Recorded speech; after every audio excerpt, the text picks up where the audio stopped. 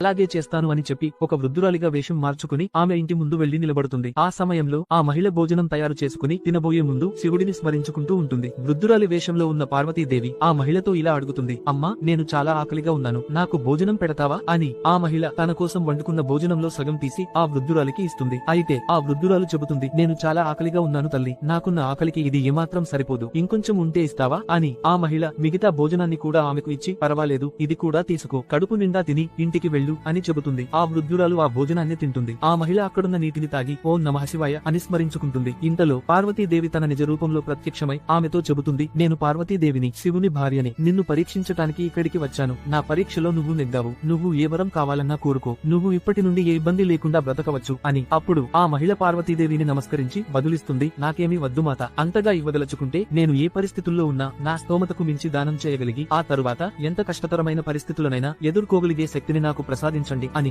ఆమె తథాస్తు అని చెప్పి కైలాసానికి తిరిగి వస్తుంది. ఇదంతా చూసిన శివుడు పార్వతీదేవితో చెబుతాడు, చూసావుగా దేవి, నా భక్తుల దారిద్ర్యానికి కారణం నేను వారిని కరుణించకపోవడం కాదు, వారి దగ్గర ఎంత ఉన్నా వారి స్తోమతకు మించి సాయపడటానికి వారు ఇష్టపడతారు. అందుకే నా భక్తులు ఎంత దారిద్ర్యంలో ఉన్నా ఎంతో